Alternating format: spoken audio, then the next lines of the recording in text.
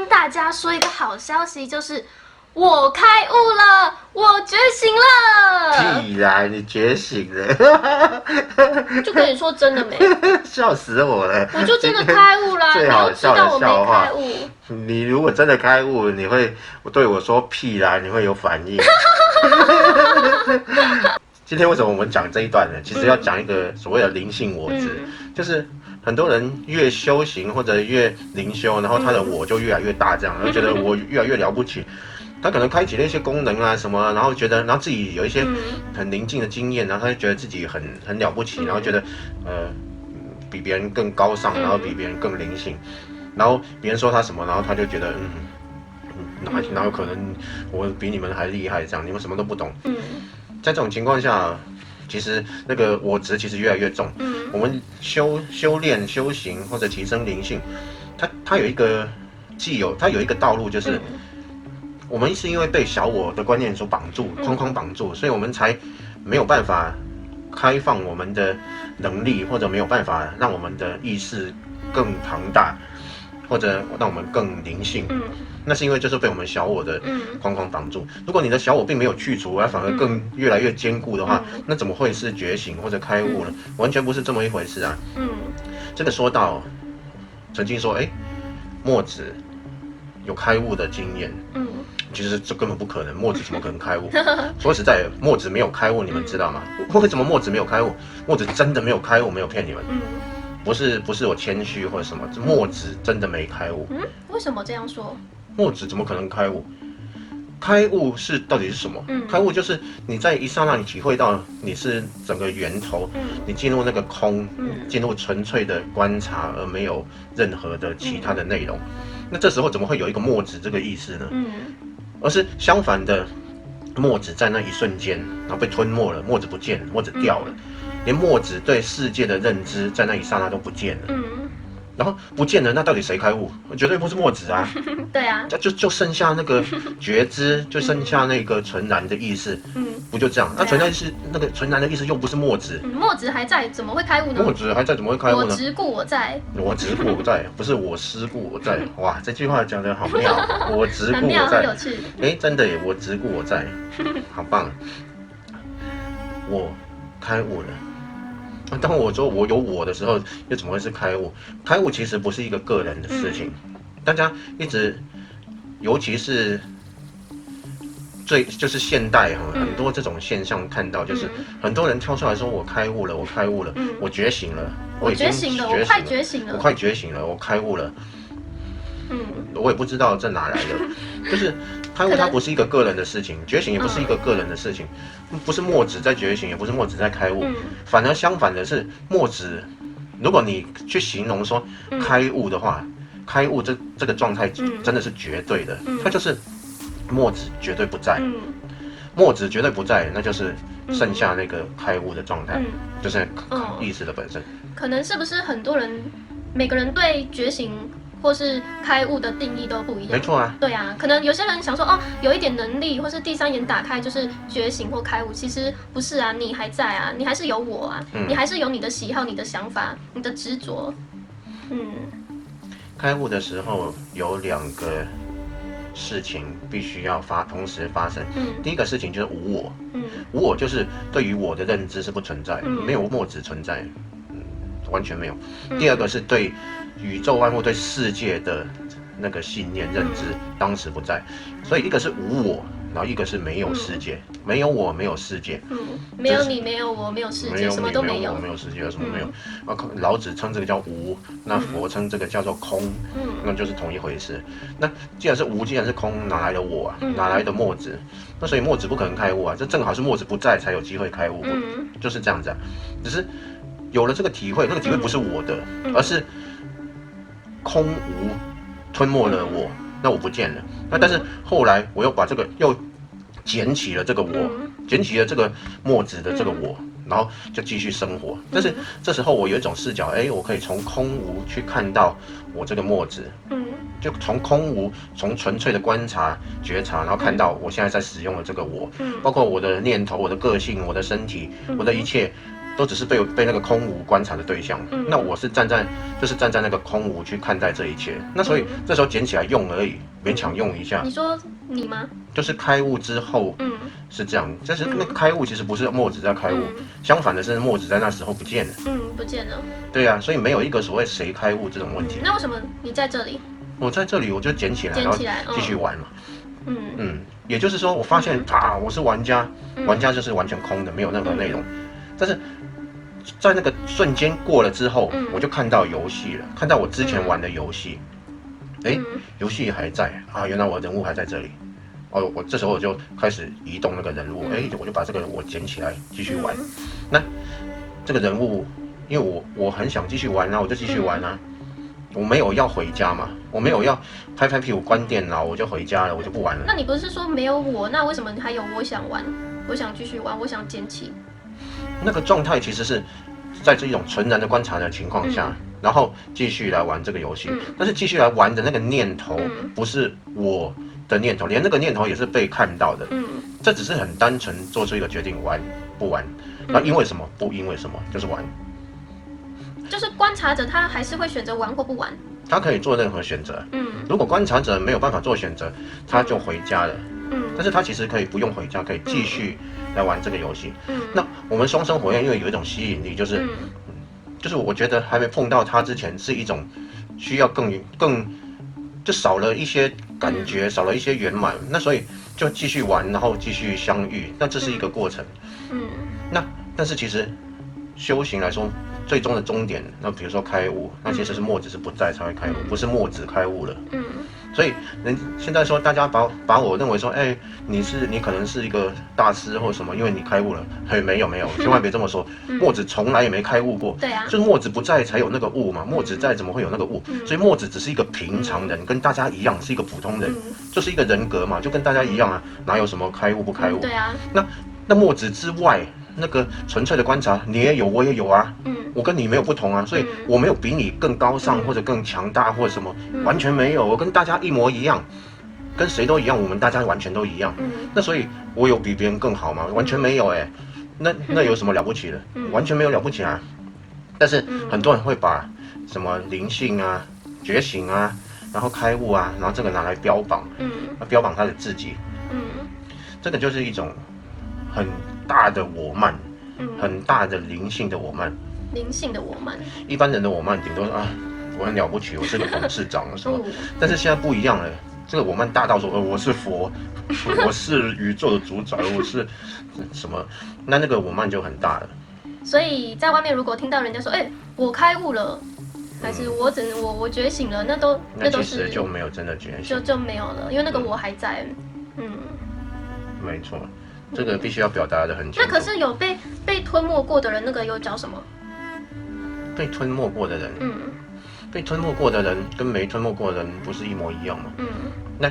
但是这种后来如果以玩家的角度去生存，然后去控制自己的人物，去看待人物，知道人物不是自己，这种在佛教里面是给他一个称谓，叫做菩萨。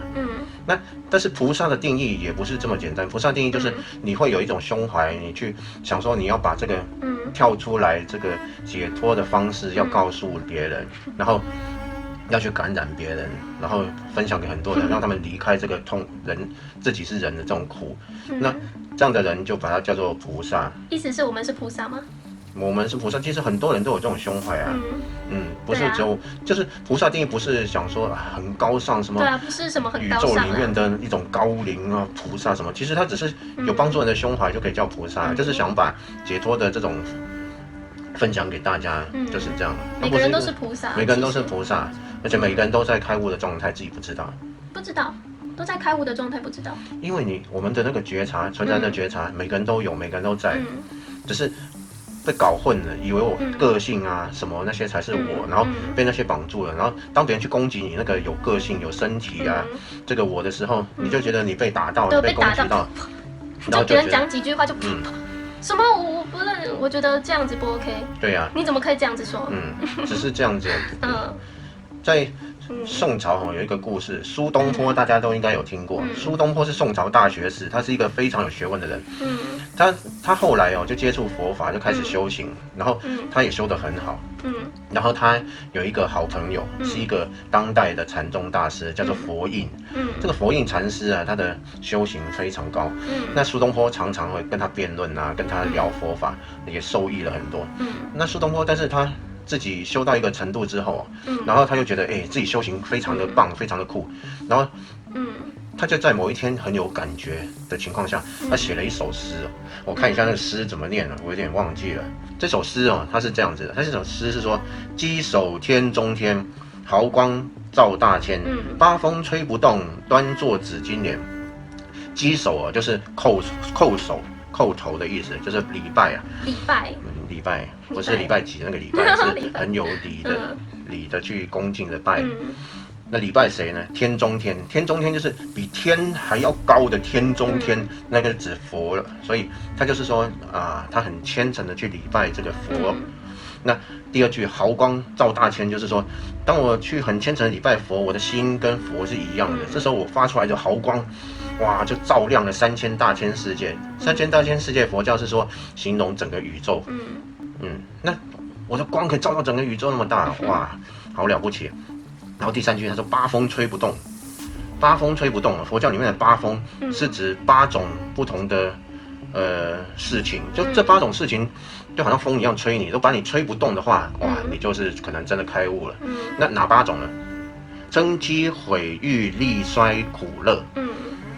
称就是称赞，然后讥就是责骂啊、讥笑啊这样子。讥就是有人说我坏话什么这种，就是讥。毁就是诋毁你，就是毁谤你，就是说你是假的啦，你不是卯宿星人啦，你是假的啦，你不是开悟了，你是假的，你是假的，你不是卯宿星人，这种就是毁。那如果你是真的，然后你被人家毁谤或什么，那你就会生气，就觉得怎么这样？对啊，这个就是毁。誉就是去称赞你，然后去说你很棒很行，然后就是让你很有荣誉，有一种名誉，就是把你的身价、把你的身份给你抬得高高的这样，抬得高高的。对，然后再利就是利益嘛，就是金钱啊或者其他的一些利益。衰啊，就是事业衰败啊，你也不会有感觉。然后苦啊、乐啊，总共这8种经过你都不会让你受到动摇，这个叫八风。那苏东坡说他自己八风吹不动，然后最后一句端坐紫金莲，端坐紫金莲就好像坐在那个紫金莲上面，紫色的、金色的莲花这样，哇，就好像佛一样。所以他把自己的境界形容的跟佛一样，八风也吹不动他，然后端坐在紫金莲，他的光可以照遍整个宇宙，哇！然后才想说，我写这首诗这么有意境，这么棒，我的意境这么高，我赶快把这首诗送给我的好朋友佛印禅师品尝一番，看看，让他看看我的境界是多么高。这样，他就叫他的书童马上送去给那个佛印看。那佛印一看，然后就把那字条翻过来，写了2个字，然后就叫那个书童送回去。那书童就把那个字条送回去给苏东坡。那苏东坡一看，抓狂了。然后那2个字写什么？写放屁，放屁，放屁，放屁，跟我们一开始讲的一样，屁啦，屁啦，放屁。苏东坡一看火了，我明明这么高的境界，然后写的这么好，你干嘛说我放屁啊？然后他就受不了了，然后就因为那个佛印的那个寺庙是在一座湖的中间，所以他就坐船赶快坐船，然后渡船，然后亲自过去要找那个佛印理论。然后到了那边的时候，那个寺庙那佛印其实已经外出了，但是佛印可能交代他的寺庙的一个僧人就留了一个字条给他，然后请他看，然后那个字条写说：八风吹不动，一屁打过江。就说你不是说你八风吹不动吗？说你放屁一个屁字就把你打过江来，你就亲自过来，早就知道你会来。苏东坡一看，哇，很惭愧，就反省自己，然后就回去了。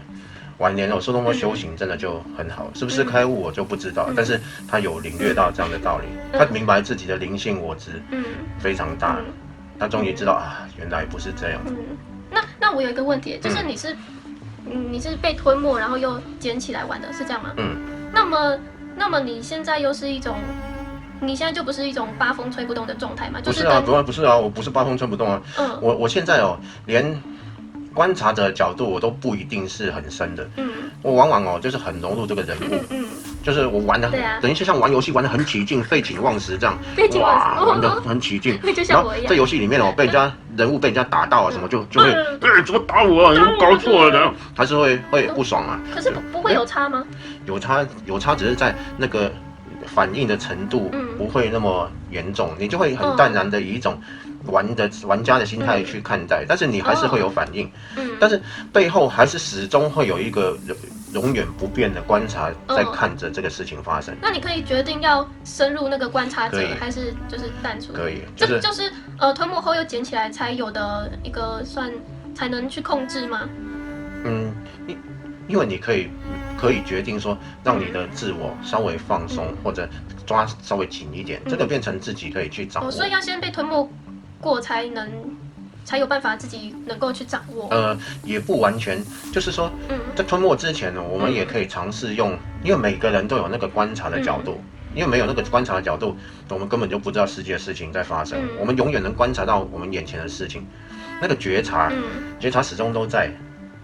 我们就尽量让自己的这个焦点、立足点退回到那个观察的地方。比如说我的个性，我的个性不是我啊。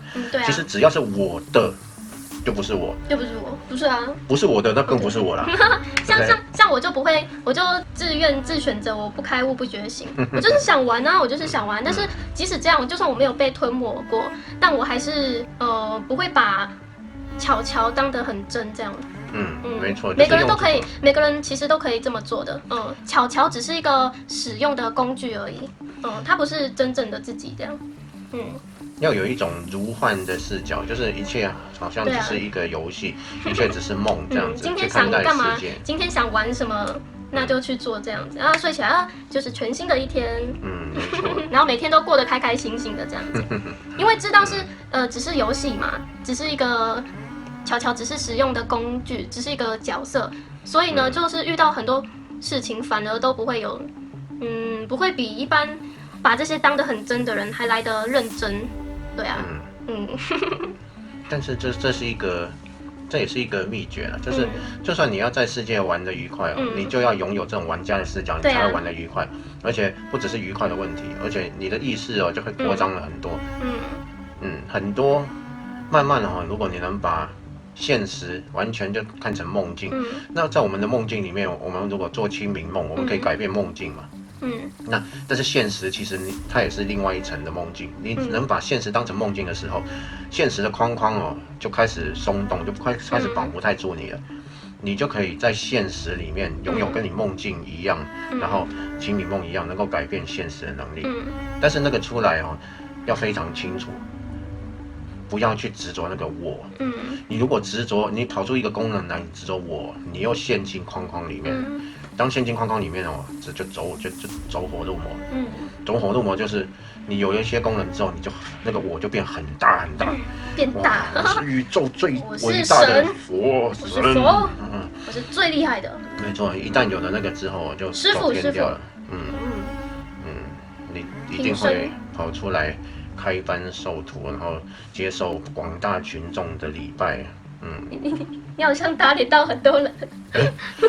我有。有吗？不好意思，我不是要讲这个，我只是在跟大家讲这个灵性的我执。